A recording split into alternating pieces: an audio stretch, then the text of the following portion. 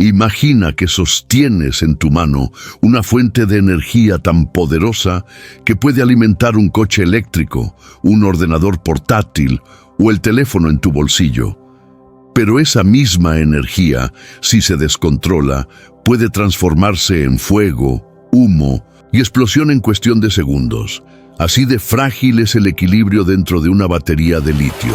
Antes de continuar, suscríbete a Archivos Confidenciales y activa la campanita. Aquí revelamos secretos ocultos, verdades que casi nadie se atreve a contar y descubrimientos que cambian nuestra forma de ver el mundo. Quédate hasta el final, porque lo que vas a escuchar sobre las baterías de litio no es lo que imaginas. Todo parece estar bajo control, hasta que de repente deja de estarlo. El litio, en lugar de depositarse de forma uniforme, se acumula en un solo punto, y ahí aparece lo que los científicos llaman un dendrito de litio. Esa pequeña ramificación puede crecer. Su escala es diminuta, apenas unos milímetros, pero suficiente para perforar el separador interno y provocar un cortocircuito completo. En ese instante, los electrones dejan de seguir el camino habitual a través del circuito externo y encuentran un atajo directo desde el ánodo hasta el cátodo. Ese torrente repentino de electrones genera un calor intenso capaz de iniciar una reacción en cadena dentro de la celda. El resultado, fuego o incluso una explosión. Por todas sus promesas, la batería de Whittingham resultaba demasiado peligrosa. Y justo cuando se necesitaba más apoyo, la crisis del petróleo terminó. Los precios bajaron, la urgencia de Exxon desapareció y la compañía decidió cerrar el programa de baterías de litio. Whittingham publicó su diseño en 1976 y Exxon lo licenció a algunos fabricantes, pero sin inversión ni continuidad. La primera revolución del litio murió antes de comenzar. Sin embargo, una copia del artículo de Whittingham cruzó el Atlántico y llegó a la Universidad de Oxford en 1900, Inglaterra. Allí llamó la atención de John B. Goodenough, un físico estadounidense al frente de un grupo de química del estado sólido. Mientras analizaba el documento, hubo un detalle que le saltó a la vista. El voltaje de la celda estaba limitado. El material que Whittingham había elegido para el cátodo, el disulfuro de titanio, no permitía superar los 2,4 voltios. Pero Goodenough intuía que con un mejor material para el cátodo se podía llegar mucho más lejos. Su experiencia previa con óxidos de metales de transición, más estables que los sulfuros y con un apetito voraz por los electrones, lo convenció de que ahí estaba la clave. Cuando probó uno de esos compuestos, el salto fue inmediato, de 2,4 voltios a 4 voltios por celda. Un cambio extraordinario. Y lo más sorprendente es que aquel material ya contenía litio en su estructura, el óxido de cobalto-litio. En este compuesto, los átomos de cobalto y oxígeno forman capas sólidamente unidas, con iones de litio insertados entre ellas. Eso significaba algo revolucionario. El suministro de litio no tenía que depender exclusivamente del peligroso metal en el ánodo. El propio cátodo ya lo incluía. En teoría, era posible ensamblar la celda en un estado descargado, con todos los iones de litio almacenados en el cátodo, y que al conectarla a un cargador, esos iones fueran expulsados de la red cristalina hacia el electrolito. Al mismo tiempo, los átomos de cobalto cedían electrones para equilibrar la carga, y esos electrones viajaban por el circuito hasta el ánodo para encontrarse con los iones. Goodenough comprendió que, si lograba encontrar un ánodo sustituto que eliminara el uso de litio metálico, la batería se volvería lo suficientemente segura como para salir del laboratorio y alimentar dispositivos reales. Entusiasmado, se puso en contacto con empresas de baterías en Estados Unidos, Reino Unido y Europa, pero para su sorpresa, nadie mostró interés. Pidió entonces a Oxford que registrara la patente, pero la universidad se negó. Así que recurrió a un laboratorio estatal cercano, el Atomic Energy Research Establishment. Allí aceptaron financiar la patente, aunque con una condición: Goodenough debía renunciar a sus derechos económicos. Sin alternativas, firmó. El laboratorio patentó la invención en 1981. Era un descubrimiento que prometía ser una mina de oro, pero el laboratorio no supo reconocer lo que tenía entre manos. Y por segunda vez, la revolución del litio fue guardada en un cajón, lo que debería haber marcado un punto de inflexión en la ciencia de las baterías quedó detenido por la inercia y la burocracia. Cada disciplina enfrenta sus propios cuellos de botella. En el caso de las baterías, fueron las instituciones lentas las que frenaron el avance. Observa lo que sucede cuando aumenta el voltaje. De pronto comienzan a formarse burbujas en ambas cucharas. Lo que ves es el jugo de limón separándose en oxígeno e hidrógeno. Este proceso empieza a ocurrir a partir de 1,23 voltios, y ese número establece un límite para la cantidad de energía que puede atravesar un electrolito acuoso. Hasta principios de los años 70, prácticamente todas las baterías comerciales utilizaban electrolitos a base de agua, lo que significaba que ninguna podía superar realmente ese umbral de 1,23 voltios. La energía total que una batería puede entregar depende de dos factores: la fuerza con que cada carga se libera, es decir, el voltaje, multiplicada por la cantidad de carga que puede moverse, su capacidad. Si no se logra aumentar el voltaje, la única opción es fabricar baterías más grandes, con más celdas o de mayor tamaño. Pero eso no mejora la densidad energética, solo incrementa el volumen. Este era exactamente el desafío que Whittingham trataba de resolver. Su meta era encontrar materiales capaces de almacenar mucha energía en un espacio pequeño y con bajo peso. Esa búsqueda lo llevó a una familia de compuestos llamada dicalcogenuros de metales de transición. Entre ellos eligió uno: el disulfuro de titanio. En este compuesto, el titanio ha cedido 4 electrones, 2 a cada átomo de azufre, quedando en un estado de oxidación +4. Esa carencia lo volvía extremadamente ansioso de recibir electrones, una cualidad perfecta para un cátodo. El disulfuro de titanio tenía otra ventaja clave. Su estructura está formada por capas apiladas, unidas débilmente por fuerzas de Van der Waals. Esa disposición genera huecos naturales entre las láminas de titanio y azufre, suficientemente amplios para que ciertos iones puedan deslizarse y alojarse entre ellas. Este mecanismo recibe el nombre de intercalación. Y lo más importante, el material podía expandirse y contraerse una y otra vez sin destruirse, lo que lo hacía idóneo para un sistema recargable.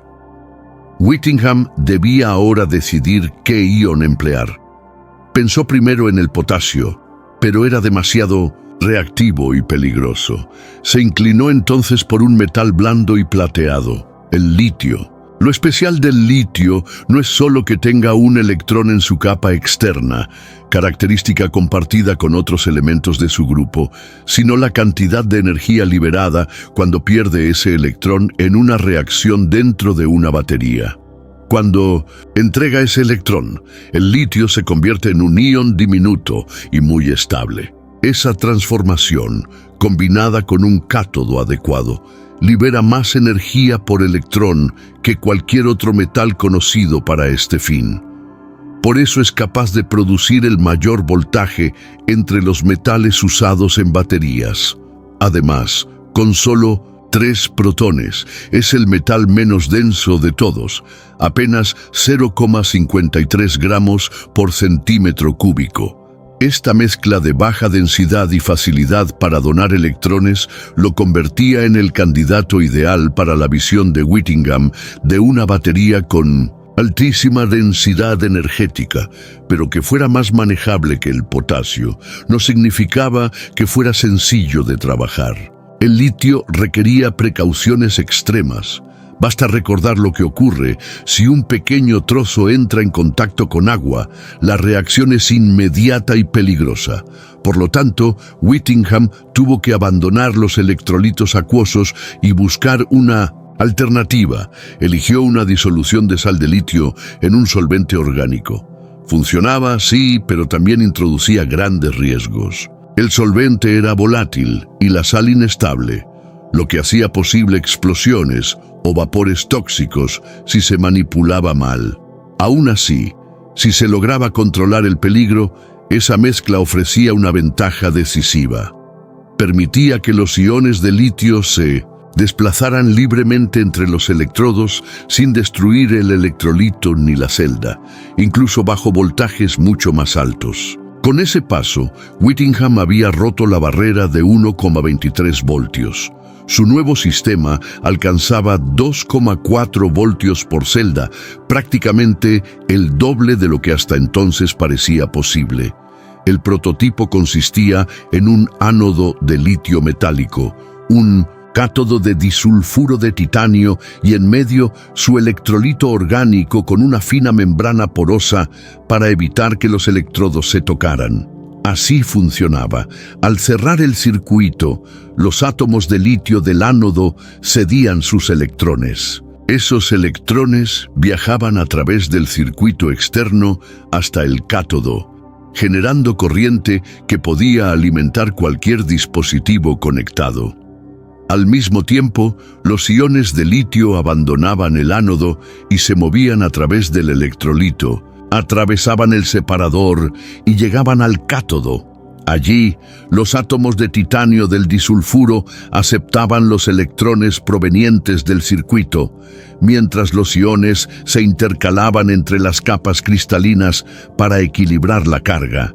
Y lo mejor era que este proceso era reversible. Durante la recarga, al aplicar un voltaje externo, los electrones adicionales eran extraídos del titanio y regresaban al ánodo, mientras los iones de litio eran expulsados de las capas de disulfuro y también regresaban para recomponerse en forma de litio metálico. Lo que Whittingham había creado era una batería recargable, capaz de funcionar ciclo tras ciclo con una fiabilidad extraordinaria. Normalmente, en una reacción química, obtener un rendimiento del 60% ya se considera aceptable, pero en una batería recargable que debe repetirse miles de veces, la eficiencia necesaria es cercana al 99,9%. De lo contrario, la capacidad se perdería rápidamente. Imagina que cada ciclo se lograra solo un 95% de rendimiento. En apenas 50 recargas quedaría menos del 10% de la capacidad original. Por eso resulta tan impresionante que en este diseño experimental los iones de litio pudieran desplazarse con tanta precisión, entrando y saliendo del cristal de disulfuro de titanio sin quedar atrapados. A pesar de ser solo un prototipo inicial, la batería de Whittingham se acercaba sorprendentemente a esa eficiencia. En el invierno de 1973, los directivos de Exxon lo llamaron a la sede de Nueva York. Él mismo relató después: expliqué mi idea en 5 o 10 minutos y en menos de una semana aceptaron invertir. Comenzaron los trabajos en el laboratorio de Exxon. Pero no todo fue sencillo. Los bomberos tuvieron que acudir repetidamente para apagar incendios provocados por el litio. Llegaron a advertir que empezarían a cobrar por los químicos especiales necesarios para controlar las llamas. El talón de Aquiles era el ánodo. El litio metálico funcionaba de manera brillante hasta que dejaba de hacerlo. Lo que ves aquí, bajo el microscopio, es una delgada lámina de cobre siendo recubierta poco a poco con litio. Es una demostración de cómo funcionaban aquellas primeras baterías con ánodo de litio metálico. A un lado está la pieza de litio puro, y al cargar la celda se va desprendiendo de ese electrodo y depositándose sobre el cobre. Al principio, el proceso ocurre de manera ideal, muy despacio, formando una capa densa y uniforme. Pero el verdadero problema aparece cuando la carga se acelera demasiado. En lugar de extenderse por toda la superficie, el litio comienza a concentrarse en un solo punto. De allí nace una estructura peligrosa, el dendrito de litio. Ese dendrito puede crecer. Aunque su tamaño se mide en milímetros, es suficiente para perforar el separador y provocar un cortocircuito total. Cuando eso sucede, los electrones ya no recorren el circuito externo como deberían, sino que atraviesan directamente del ánodo al cátodo a través del dendrito. Ese flujo repentino genera un calor intenso, capaz de desatar una reacción en cadena dentro de la batería que termina en incendio o incluso en explosión. Por todo su potencial, la batería de Whittingham era demasiado insegura. Y para colmo, la crisis del petróleo llegó a su fin. Los precios bajaron, la urgencia de Exxon desapareció y la compañía decidió clausurar el programa. Whittingham publicó su diseño en 1976 y la empresa lo licenció a algunos fabricantes, pero sin apoyo financiero ni interés, la primera revolución del litio quedó enterrada antes de empezar. Una copia de aquel artículo, sin embargo, cruzó el Atlántico y llegó a la Universidad de Oxford, en Inglaterra. Allí captó la atención de John B. Goodenough, un físico estadounidense al frente de un equipo de química del estado sólido. Al leer el trabajo, detectó un límite evidente. El voltaje de la celda estaba restringido. El material usado por Whittingham como cátodo, el disulfuro de titanio, apenas permitía alcanzar 2,4 voltios. Goodenough estaba convencido de que un material más adecuado podía rendir mucho más. Su experiencia previa con óxidos de metales de transición, más estables que los sulfuros y con gran apetito por los electrones, lo llevó a probar uno de ellos. El resultado fue sorprendente. El voltaje saltó de 2,4 a 4 voltios por celda. Ese cambio era gigantesco. Lo aún más asombroso fue que ese compuesto ya contenía litio en su interior. Se trataba de óxido de cobalto-litio. En él, los átomos de cobalto y oxígeno forman capas sólidamente unidas, con iones de litio acomodados entre ellas. Eso significaba que el suministro de iones no dependía únicamente del peligroso litio metálico en el ánodo. Ya estaban presentes en el cátodo. En teoría, se podía construir la batería en estado descargado, con todos los iones de litio almacenados en el cátodo. Al conectar un cargador, esos iones se liberarían de la estructura cristalina y viajarían al electrolito, mientras los átomos de cobalto cedían electrones que fluían por el circuito hacia el ánodo para encontrarse nuevamente con los iones. Goodenough comprendió que si lograba hallar un ánodo alternativo al litio metálico, la batería se volvería lo bastante segura para salir del laboratorio y alimentar dispositivos reales. Con entusiasmo, contactó a empresas de baterías en Estados Unidos, Reino Unido y Europa. Increíblemente, nadie mostró interés. Pidió a Oxford que registrara la patente, pero la universidad se negó. Entonces acudió a un laboratorio estatal cercano, el Atomic Energy Research Establishment, donde aceptaron financiar la patente con una condición: debía renunciar a sus derechos económicos. Sin otra salida, firmó. La invención fue patentada en 1981. Debería haber sido un hallazgo de valor incalculable, pero el laboratorio no entendió lo que tenía en sus manos. Así, por segunda vez, la revolución del litio fue archivada. Lo que debió marcar un punto de inflexión en la ciencia de las baterías quedó detenido por la burocracia y la lentitud institucional. Cada campo tiene sus cuellos de botella, y en este caso, el freno fueron las instituciones que no se movían al ritmo necesario. Hoy, los desarrolladores de software conocen un obstáculo parecido: las revisiones de código. Las ideas fluyen rápido gracias a herramientas de asistencia como Copilot o Cursor, pero las revisiones siguen siendo manuales y lentas. Allí es donde surge una solución como CodeRabbit, un sistema que automatiza las revisiones usando inteligencia generativa.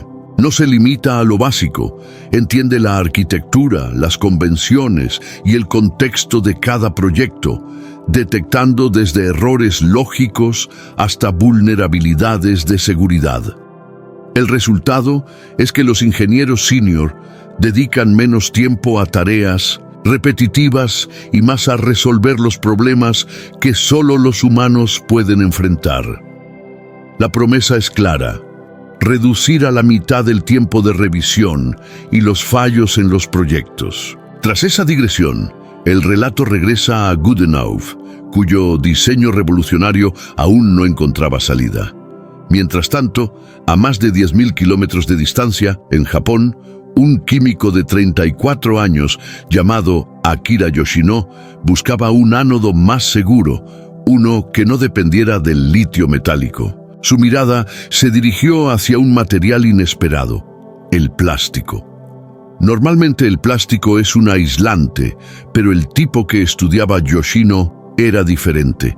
Se trataba del poliacetileno, un polímero cuyos átomos de carbono se organizan en una cadena repetida de enlaces simples y dobles, lo que le confiere propiedades electrónicas poco comunes. Al añadir o retirar electrones, esos mismos electrones pueden desplazarse a lo largo de la cadena, transformando el plástico en un conductor.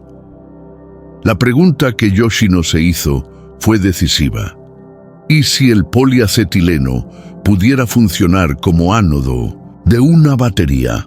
Durante la carga, ese material absorbería iones de litio y electrones, y al descargarse, liberaría esos electrones hacia el circuito, exactamente igual que lo hacía el litio metálico.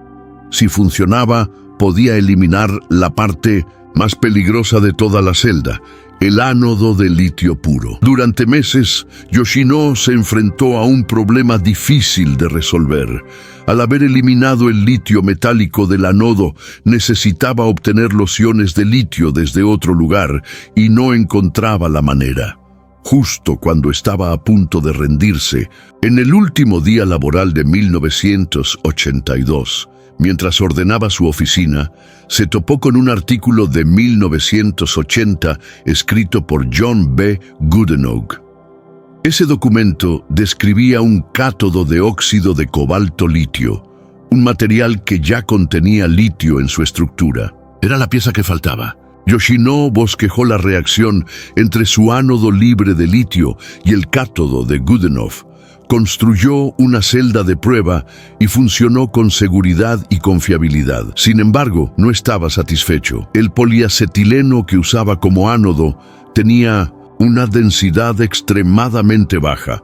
No podía almacenar suficiente litio y la batería resultante ofrecía una densidad energética muy pobre. Necesitaba un material ligero, compacto, buen conductor y, sobre todo, capaz de aceptar y liberar iones de litio de forma reversible sin degradarse. Probó material tras material y todos fracasaban, hasta que llegó un hallazgo dentro de su propia compañía.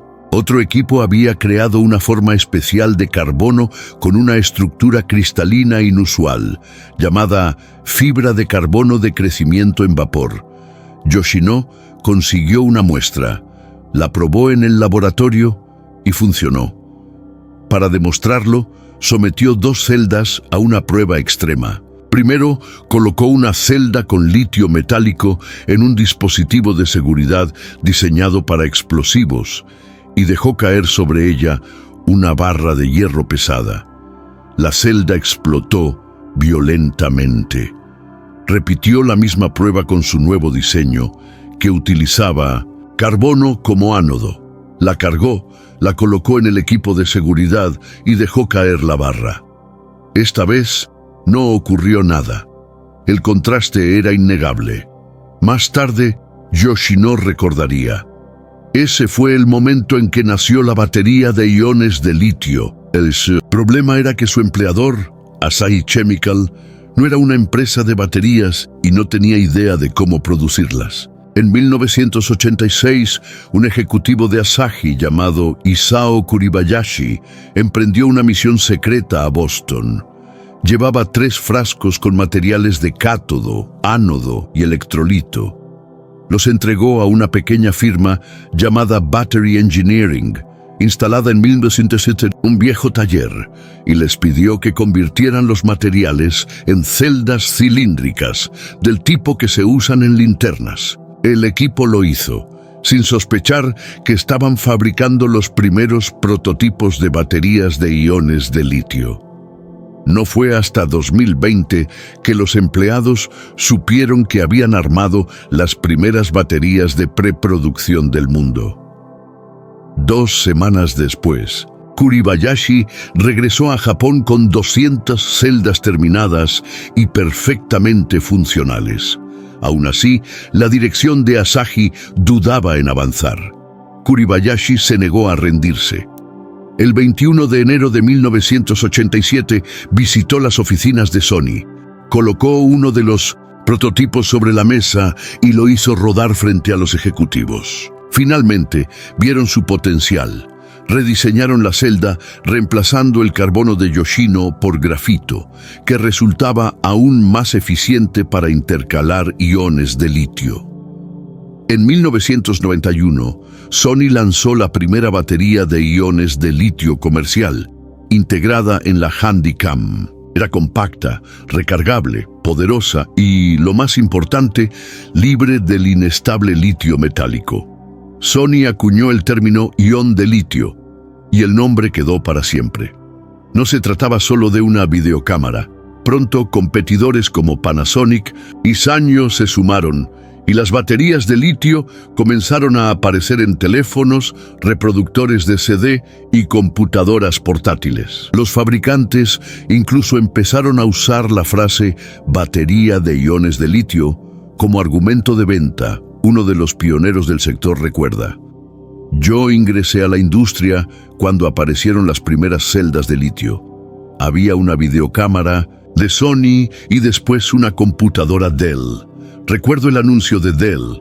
Prometía 8 horas de autonomía y publicaron una publicidad de 8 páginas, una por cada hora de duración. Fue un acontecimiento enorme. Lo sorprendente es que, en 1900, teoría, esas baterías nunca deberían haber funcionado. Durante la primera carga, los iones de litio viajan del cátodo al ánodo de grafito, donde reaccionan con el electrolito. Esa reacción genera un mosaico complejo de compuestos que recubren la superficie del ánodo. Son reacciones parasitarias que en principio deberían continuar indefinidamente, consumiendo todo el litio y destruyendo la celda. Pero no sucede así. En lugar de continuar, esas reacciones forman una delgada capa protectora llamada interfase sólida del electrolito o SEI. Es como un escudo químico que protege tanto al ánodo de grafito como al electrolito de nuevas reacciones. Lo crucial es que, aún con esa capa, los iones de litio pueden atravesarla. Cuando la SEI se forma en el primer ciclo de carga, cerca de un 5% del litio queda atrapado en esa capa, reduciendo ligeramente la capacidad inicial de la batería. Pero ese pequeño sacrificio es lo que la vuelve lo bastante estable como para durar años o incluso décadas. Gracias a ello, hoy las baterías de litio están en todas partes. De 1991 a 2023, el costo por kilovatio hora cayó un 99%, de casi $9.000 a apenas 100. Al mismo tiempo, la densidad energética y la vida útil mejoraron de manera espectacular, superando el umbral necesario para un uso masivo. El resultado fue el regreso del automóvil eléctrico. Actualmente, las baterías de litio alimentan una industria de más de $100.000 millones. En 2019, Whittingham, Goodenough y Yoshino recibieron finalmente el Premio Nobel de Química por un invento que, en palabras del comité, revolucionó nuestra forma de vida. Goodenough se convirtió en el Nobel más longevo de la historia al recibirlo a los 97 años.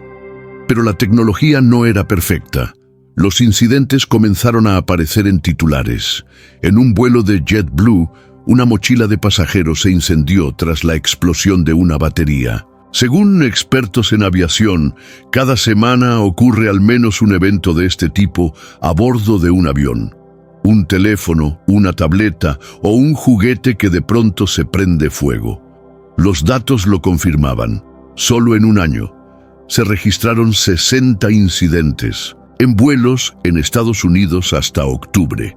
Para enfrentar este riesgo, cada aeronave lleva bolsas especiales, fabricadas con materiales gruesos e ignífugos, donde se introduce el dispositivo encendido para contener las llamas y los gases. Después, la orden es inmediata: avisar al capitán y preparar un aterrizaje de emergencia. Entonces surge la pregunta: ¿qué ocurre realmente dentro de una batería cuando falla de esa manera? Esa era la siguiente demostración que el equipo se proponía realizar: desmontar una celda de iones de litio y mostrar paso a paso su interior. Pero, ¿qué pasaría si intentaras desmontar una batería de litio fuera de una caja de seguridad? Si la celda estuviera cargada y la abrieras, un simple error podría provocar un cortocircuito capaz de incendiarse o incluso explotar. Y si, en cambio, la descargases antes de abrirla, liberarías gases y compuestos químicos muy tóxicos que, al ser inhalados, podrían enviarte directo al hospital. Al llegar a este punto, lo que se revela es lo que los expertos llaman el jelly roll, un rollo compacto de capas de cátodo y ánodo enrolladas sobre sí mismas y separadas por una fina lámina. Con un bisturí basta retirar la cinta adhesiva y extenderlo como si fuese una hoja. El electrolito que impregna el material comienza a evaporarse rápidamente, un recordatorio de lo delicado que es todo el sistema. Aunque su diseño parece simple, esas capas internas no permanecen perfectas para siempre. Si se comparan electrodos de una celda nueva con los de una usada, se observa cómo el litio empieza a depositarse en lugares indebidos. Esa degradación, con el tiempo, puede empujar la celda más allá de su límite. Y aquí llega la demostración más dramática: provocar una explosión controlada. Para ello se toma una celda prismática, como las que se encuentran en herramientas eléctricas o teléfonos. Se envuelve con alambre de nicrom y se hace pasar corriente a través de él, generando calor intenso, unos 200 vatios de energía. El objetivo: forzar la celda hasta su punto de ruptura. El colapso comienza alrededor de los 80 grados Celsius, cuando la capa protectora SEI en el ánodo empieza a desintegrarse. Esa descomposición libera aún más calor, elevando rápidamente la temperatura. Al alcanzar los 130 grados, el separador polimérico se derrite y el ánodo y el cátodo entran en contacto directo, produciendo un cortocircuito masivo. Entonces, el propio cátodo comienza a descomponerse, liberando oxígeno desde su estructura cristalina, y ese oxígeno alimenta el fuego. La reacción se convierte en autosuficiente. El estallido resultante, incluso en una celda pequeña y con apenas la mitad de su carga, es violento y espectacular. Lo que ocurre es que una batería contiene en su interior todos los elementos de un incendio: combustible, un oxidante equivalente y calor suficiente para sostener la combustión. No es realmente el litio el que arde. De hecho, las celdas modernas contienen muy poco litio, sino el resto de los compuestos los que hacen del fuego un enemigo difícil de extinguir. Intentar apagarlo con una manta que bloquee el oxígeno apenas reduce las llamas, pero no las elimina. Con agua es distinto. Su capacidad para absorber calor permite enfriar la celda y frenar la reacción. Sumergir una batería en un tanque de agua puede neutralizarla, aunque ese método solo es viable para celdas pequeñas o lotes reducidos. En incendios de vehículos eléctricos, donde hay miles de celdas, se necesitan camiones especiales que literalmente sumergen el auto entero en un contenedor de agua. ¿Cuán peligroso es en realidad? Estadísticamente, solo 1 de cada 1.000.000 de baterías presenta un fallo catastrófico. En ingeniería, eso se considera muy seguro. Pero dado que vivimos rodeados de miles de millones de baterías, en algún momento de nuestra vida es casi inevitable presenciar un incendio de este tipo. El problema va más allá de la seguridad. Para 2030 se proyecta que necesitaremos más de 17 millones de toneladas de materiales de calidad para baterías, y la extracción tiene un costo enorme. El litio es escaso en la corteza terrestre, apenas unas 20 partes por millón, y su extracción requiere grandes cantidades de agua. Por otro lado, cerca del 70% del cobalto, otro componente crucial en muchas químicas, proviene de la República Democrática del Congo, en condiciones laborales peligrosas y, con frecuencia, explotadoras. Necesitamos más baterías, y las necesitamos rápido, pero no podemos depender únicamente del litio.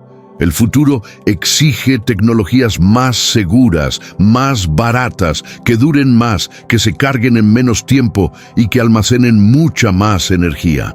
La batería de iones de litio cambió el mundo, pero el futuro del almacenamiento energético no dependerá de dominar un solo elemento, sino de aprender a dominar muchos. Y esta es la historia que no todos conocen, un archivo oculto de la ciencia y la tecnología que marca nuestro presente y definirá nuestro futuro. Si llegaste hasta aquí, suscríbete ahora mismo a Archivos Confidenciales. Cada semana revelamos los secretos mejor guardados de la ciencia, la historia y el poder que mueve al mundo. Activa la campanita para no perderte ningún episodio y comparte este video con quienes buscan entender lo que otros prefieren callar. Déjame tu comentario. ¿Crees que el futuro energético depende realmente del litio o aparecerá un nuevo material que lo desplace? Tu opinión puede abrir el próximo capítulo de esta investigación.